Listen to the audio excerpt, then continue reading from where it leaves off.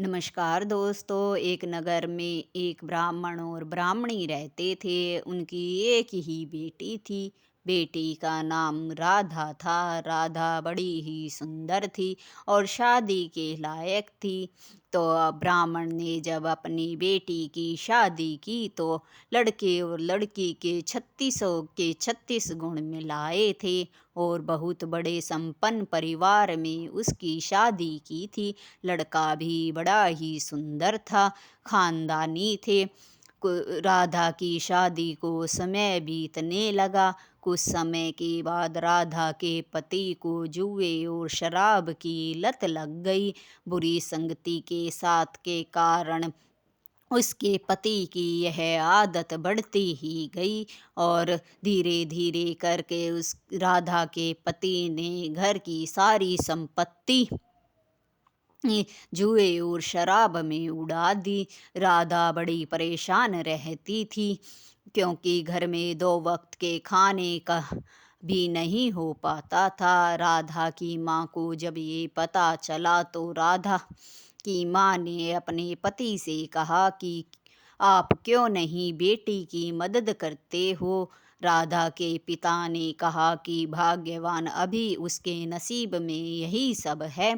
जब उसके नसीब में होगा तो उसे सब वापस मिल जाएगा। तुम चिंता मत करो। चिंता करने से कुछ नहीं होगा। यह सुनकर राधा की माँ ने कहा कि आप बेटी की मदद ही नहीं करना चाहते। हमारे पास किस चीज़ की कमी है। बेटी बड़ी ही गरीबी के हालात से गुजर रही है।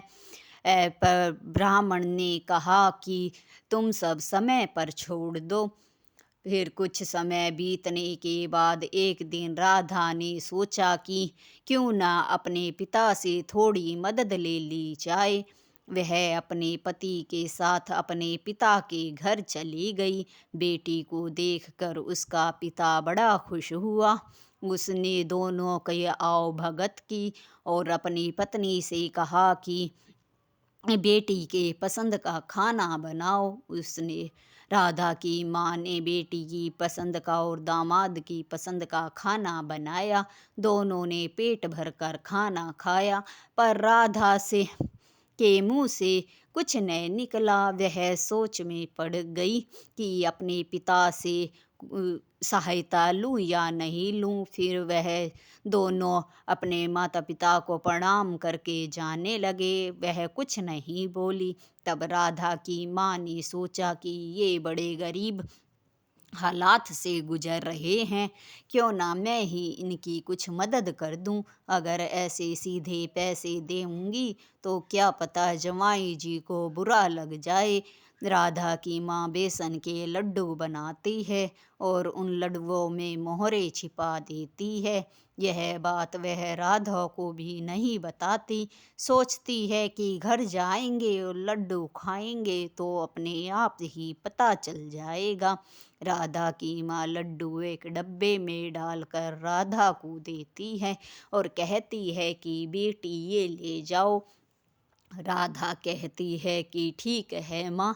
दोनों अपने घर की तरफ निकल पड़ते हैं। रास्ते में थोड़ी दूर चलने पर राधा के पांव दुखने लगते हैं। तब राधा का पति कहता है कि हम बैलगाड़ी में बैठ जाते हैं, अभी तो बहुत दूर अपना गांव है। तब राधा कहती है कि पर हमारे पास गाड़ी वाले को देने के लिए पैसे तो नहीं हैं। राधा का पति कहता है वो सब बाद में सोचेंगे।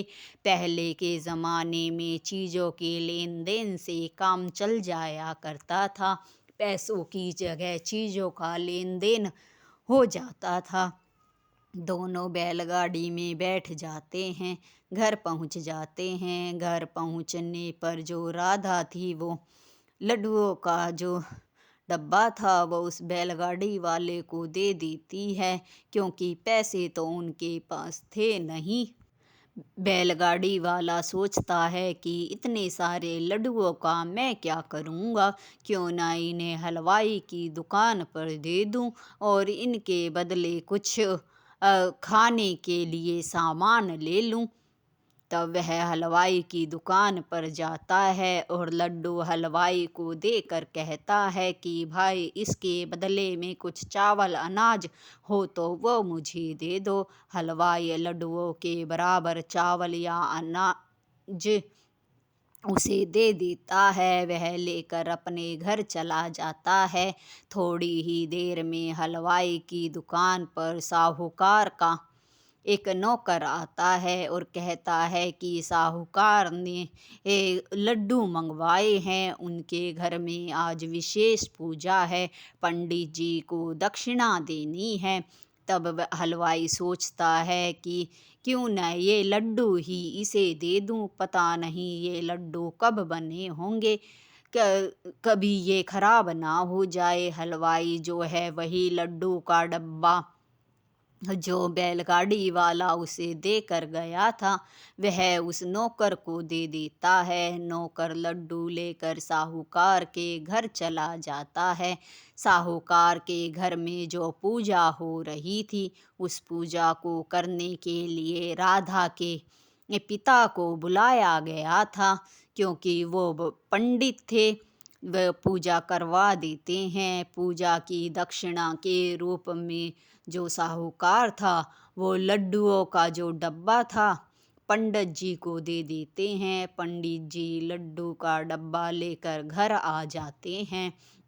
घर जब वह डब्बा उसकी पत्नी देखती है तो देखकर उसकी आंखों से आंसू आने लगते हैं। ब्राह्मण कहता है कि क्या हुआ भाग्यवान?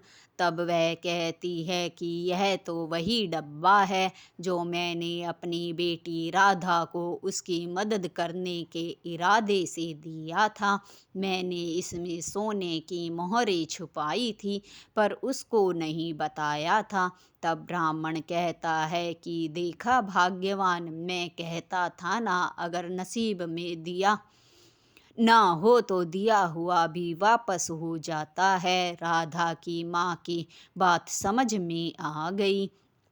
फिर राधा ने उसकी दोबारा मदद करने की कोशिश नहीं की।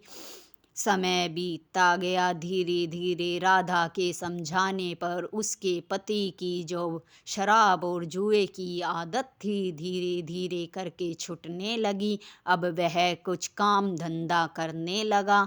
राधा और वह दोनों मिलकर काम करने लगे। जल्दी ही राधा के पति ने एक छोटा सा व्यापार शुरू किया।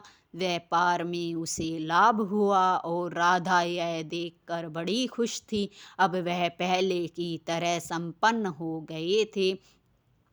फिर एक दिन वह अपने पति के साथ अपने पिता के घर गई तो उसके चेहरे पर अलग ही मुस्कान थी। उसकी मुस्कान को देखकर उसके पिता ने कहा कि क्या हुआ बेटी, आज तुम बड़ी खुश लग रही हो।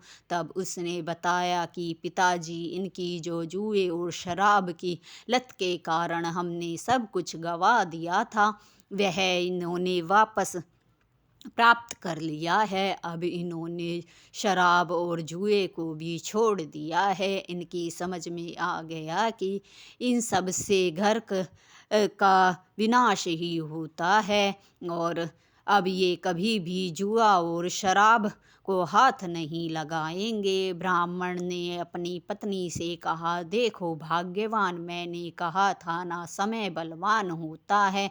समय पर जिसके नसीब में जो होता है वह उसे मिलकर ही रहता है। कहानी अच्छी लगी हो तो लाइक, शेयर और सब्सक्राइब ज़रूर करें। धन्यवाद।